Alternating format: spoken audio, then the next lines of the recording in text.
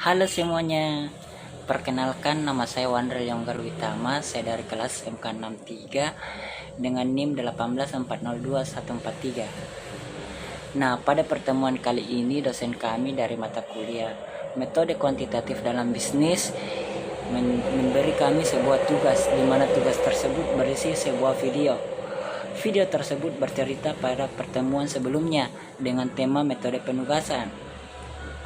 Metode penugasan tersebut menjelaskan soal dan jawaban yang sudah dibuat sebanyak 15 nomor. Dari ke-15 nomor tersebut, saya berharap mampu untuk menjelaskan dan menyelesaikan pertanyaannya. Penasaran? Yuk, mari kita simak videonya. Iya, kita masuk ke soal yang nomor 1. Pertanyaan untuk nomor 1 ialah, apa yang dimaksud dengan metode penugasan? Jawabannya ialah, metode penugasan ialah metode yang digunakan untuk memecahkan suatu masalah yang berhubungan dengan alokasi optimal dari berbagai macam sumber daya yang produktif. Ya, saya kira cukup jelas pertanyaan dan jawabannya untuk soal nomor 1. Untuk masalah contoh kasus, kita akan bahas ke soal selanjutnya.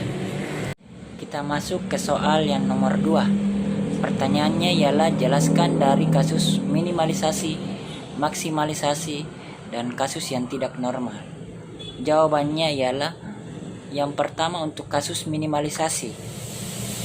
Cari biaya terkecil untuk setiap baris dan kemudian gunakan biaya terkecil tersebut untuk dikurangi oleh semua biaya yang ada pada baris yang sama. Yang kedua untuk kasus maksimalisasi. Cari nilai tertinggi untuk setiap baris yang kemudian nilai tertinggi tersebut sebagai pengukuran semua nilai yang ada dalam baris tersebut. Yang ketiga untuk kasus yang tidak normal. Bila jumlah sumber tidak sama dengan jumlah tugas atau sebaliknya, maka di dalam tabel penugasan tersebut perlu ditambahkan variabel dummy yang nilainya 0. Ya, saya kira dari ketiga kasus tersebut ini kurang lebih pengertiannya seperti begini. Untuk masalah contoh kasusnya kita akan bahas soal selanjutnya. Selanjutnya kita masuk ke nomor 3. Pertanyaannya ialah, jelaskan fungsi apa saja yang terdapat dalam variabel dummy. Jawabannya ialah, fungsinya yaitu yang pertama, menyeimbangkan antara banyaknya tugas dengan banyaknya penerima tugas. Yang kedua, apabila penerima tugas mendapatkan pekerjaan dummy, berarti diasumsikan bahwa penerima tugas tersebut menganggur. Dan yang ketiga, apabila tugas tersebut diberikan kepada dummy, diasumsikan pekerjaan itu tidak ada yang mengerjakannya. Iya, saya kira fungsi dari variabel dummy ini hanya terdapat pada kasus yang tidak normal saja ya. Untuk kasus minimalisasi dan maksimalisasi itu tidak dibutuhkan sama sekali variabel dummy. Hanya kasus yang tidak normal saja dibutuhkan sebuah variabel, yaitu variabel dummy. Saya kira seperti begitu. Selanjutnya kita masuk ke soal yang nomor 4. Untuk soal nomor 4 ini membahas kasus masalah minimalisasi. Pertanyaannya, seorang kepala tukang mendapat proyek sebuah rumah yang diselesaikan oleh 4 orang pekerja, yaitu tukang kayu, tukang cat, pembantu tukang, dan tukang bangunan. Berikut tabel matris biayanya. Tabel matris biayanya dapat Anda saksikan di layar HP Anda ya. Pertanyaannya, ubahlah ke dalam matris opportunity cost. Jawabannya ini dapat Anda lihat di layar HP Anda juga.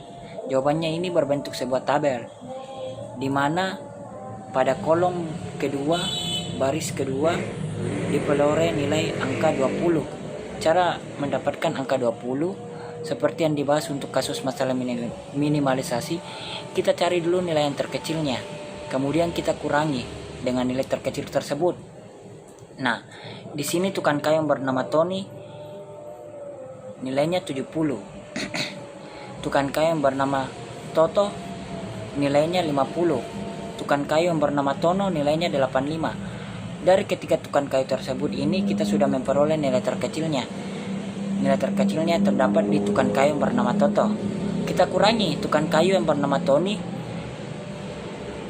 kurangi dengan tukang kayu yang bernama Toto. Jadi nilainya 70 dikurang 50 hasilnya 20. Kita lihat lagi di kolom ketiga, baris kedua. Di situ diperoleh angka nilai 35. Cara mendapatkan angka 35-nya, kita kurangi lagi, kita cari nilai terkecilnya. Nilai terkecilnya itu tukang kayu yang bernama Toto, nilainya 50. Kita kurangi.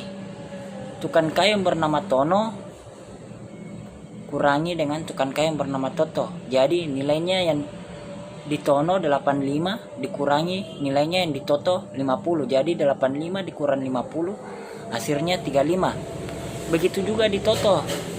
Karena Toto nilainya paling kecil, jadi otomatis 50 dikurangi 50 hasilnya 0. Jadi saya kira begitu seterusnya. Selanjutnya untuk soal yang nomor 5. Pertanyaannya, jelaskan maksud mengubah matriks biaya menjadi matriks opportunity cost. Jawabannya ialah memilih elemen terkecil dari setiap baris kemudian mengurangkan pada seluruh elemen baris tersebut. Untuk contohnya saya kira saya sudah jelaskan pada soal nomor 4. Jadi saya kira cukup jelas. Selanjutnya soal nomor 6. Pertanyaannya, jelaskan langkah-langkah metode Hungarian. Jawabannya, langkah-langkahnya yang pertama yaitu mengubah matriks biaya menjadi matriks opportunity cost.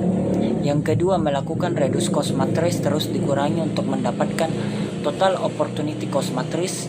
Yang ketiga, melakukan tes optimalisasi dengan menarik sejumlah minimum garis horizontal dan atau vertikal untuk meliput seluruh elemen bernilai 0. Yang terakhir atau yang keempat, untuk merevisi total opportunity matrix, memilih elemen terkecil yang belum terliput garis 1 untuk mengurangi seluruh elemen yang belum terliput. Saya kira jelas untuk langkah-langkah metode Hungarian. Iya, selanjutnya kita masuk untuk soal yang nomor 7. Saya kira soal nomor 7 ini tidak beda jauh dari soal yang nomor 4. Soal nomor 7 ini membahas kasus masalah maksimalisasi. Sedangkan tadi soal nomor 4 kasus masalah minimalisasi. Nah, cara pengerjaannya tidak beda jauh. Untuk soalnya sama dengan soal yang nomor 4. Saya langsung menjelaskan jawabannya aja ya. Di sini jawabannya berbentuk sebuah tabel sama seperti soal yang nomor 4 tadi, tapi cara pengerjaannya beda. Untuk kasus maksimalisasi kita cari nilai tertinggi, kemudian nilai tertinggi tersebut kita kurangkan dengan nilai apa saja yang ada pada baris tersebut. Kita lihat pada kolom kedua baris kedua. Tukang kayu yang bernama Tony itu nilainya 15. Tukang kayu yang bernama Tono nilainya 0. Tukang kayu yang bernama Toto nilainya 35. Cara mendapatkan nilai 15, 0, 35 kita kurangi. Kita cari dulu nilai yang tertingginya. Kita lihat pada tabel matriks biayanya. Tabel matriks biaya tersebut kita dapat lihat di layar HP Anda. Tukang kayu yang bernama Tony itu nilainya 70. Tukang kayu yang bernama Tono nilainya 85. Tukang kayu yang bernama Toto nilainya 50. Dari ketiga tukang kayu tersebut ini kita sudah mendapatkan angka tertinggi. Angka tertinggi tersebut didapatkan oleh tukang kayu namanya Tono, yaitu 85. Nah, kita kurangi dengan tukang kayu yang bernama Tony dengan Toto. Cara menguranginya yaitu tukang kayu yang bernama Tono dikurangi tukang kayu yang bernama Tony. Nilainya 85 dikurangi 70, hasilnya 15. Kita dapat 15. Untuk Tono 0.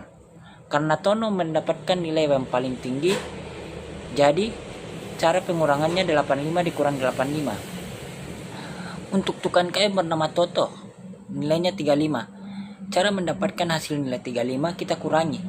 Tukang kayu yang bernama Tono dikurangi tukang kayu yang bernama Toto.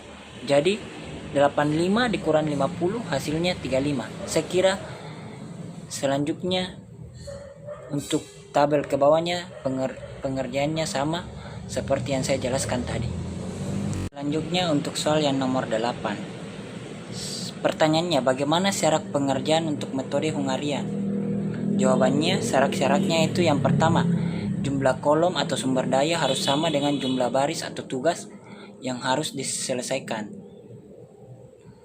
Syarat kedua yaitu setiap sumber daya hanya dapat mengerjakan satu tugas. Syarat ketiga yaitu apabila jumlah sumber tidak sama dengan jumlah tugas atau sebaliknya maka ditambahkan variabel dummy. Jadi contohnya tidak lain dari kasus maksimalisasi, minimalisasi dengan kasus yang tidak normal. Hanya untuk pada syarat pertama dengan kedua kita pilih dulu. Kita lihat soalnya apakah ini kasus maksimalisasi atau kasus minimalisasi atau kasus tidak normal. Kalau kasus tidak normal maka kita butuh syarat ketiga. Syarat ketiga yaitu butuhnya variabel dummy. Kita tambahkan variabel dummy di kasus yang tidak normal. Saya kira seperti begitu. Selanjutnya untuk soal yang nomor 9 ini tidak beda jauh dengan soal yang nomor 4 dengan nomor 7 tadi. Soal nomor 9 ini membahas kasus masalah yang tidak normal. Soalnya sama, hanya cara pengerjaannya saja yang beda. Kita langsung bahas cara pengerjaannya aja. Kita lihat di situ. Kita tentukan dulu variabel dummy-nya. Kita pasang variabel dummy. Sudah kita buat variabel dummy-nya, kita tentukan dari tiap kolom nilai yang paling kecil. Contohnya di kolom 1 baris ketiga. Nilainya didapat di situ 45. Kolom ketiga baris kelima nilainya 50. Kolom keempat baris kedua nilainya 50. Sesudah kita tentukan nilai yang paling terkecil dari masing-masing kolom, kita tentukan variabel dummy-nya. Variabel dummy-nya yaitu 000. Nah, selanjutnya akan jadi seperti yang tampil di layar HP Anda, seperti angka 25, 35, 0. Cara mendapatkan nilai 25 dari tukang kayu yang bernama Tony, kita kurangkan dari kolom kedua baris kedua, kita kurangi dengan kolom kedua baris ketiga. Seperti 70 dikurang 45 hasilnya 25. Saya kira selanjutnya seperti begitu. Selanjutnya untuk soal yang nomor 10. Pertanyaannya, bagaimana perkembangan sejarah dari metode Hungarian? Jawabannya, perkembangan sejarahnya itu awalnya metode Hungarian ditemukan dan dipublikasikan oleh Harold W. Kuhn pada tahun 1955. Kemudian diperbaiki oleh James Munkres pada tahun 1957 yang kemudian dikenal dengan nama algoritma Kuhn-Munkres. Kemudian algoritma yang dikembangkan oleh Kuhn-Munkres tersebut didasarkan pada hasil kerja dua orang matematikawan asal Hungaria lainnya, yaitu Dennis Cohen dan Jane Egerfari. Saya kira awal perkembangan sejarahnya seperti gitu. Selanjutnya untuk soal yang nomor 11. Pertanyaannya, apa yang dimaksud dengan metode Hungarian? Jawabannya, metode Hungarian adalah metode yang memodifikasi baris dan kolom dalam matriks efektivitas sampai muncul sebuah komponen nol tunggal dalam setiap baris atau kolom yang dapat dipilih sebagai alokasi penugasan. Jadi metode Hungarian ini intinya dia bermain pada matriks antara kolom dan baris. Kemudian kita hitung seberapa banyak nilai terendahnya, seberapa tinggi nilai tertingginya. Kalau yang kasus tidak normal kita tentukan variabel dummy-nya. Seperti gitu. Selanjutnya untuk soal yang nomor 12. Pertanyaannya, masalah penugasan yang pertama minimalisasi, yang kedua maksimalisasi. Jelaskan. Jawabannya yaitu yang pertama minimalisasi artinya pengalokasian tugas kepada sumber daya sehingga diperoleh biaya total minimum. Yang kedua maksimalisasi, pengalokasian tugas kepada sumber daya sehingga diperoleh keuntungan yang maksimum. Saya kira cukup jelas untuk nomor yang 12 ini. Selanjutnya untuk nomor 13, apabila terdapat tabel seperti gambar ini maka kolom mana yang harus diberi garis seminimum mungkin, jelaskan dan mengapa. Untuk tabelnya dapat Anda lihat di layar HP Anda. Untuk cara kerjanya juga dapat Anda lihat di layar HP Anda. Nah, alasannya karena apabila ditemukan 0 maka kolom atau baris tersebut harus ditarik dengan garis vertikal atau horizontal. Saya kira seperti begitu. Selanjutnya untuk nomor 14. Jelaskan bagaimana mendapatkan hasil yang optimal dalam satu tabel. Jawabannya, Hasil yang optimal berarti apabila sudah terdapat nilai 0 di setiap baris dan kolom yang berbeda, maka sudah didapatkan hasil yang optimal. Atau jika jumlah garis sama dengan jumlah baris atau kolom, berarti pemecahan sudah optimal. Selanjutnya untuk soal nomor 15. Nomor 15 ini terkait kesimpulan saya dari metode penugasan. Pertanyaannya, bagaimana kesimpulan Anda terkait ketika diberikan materi mata kuliah metode penugasan?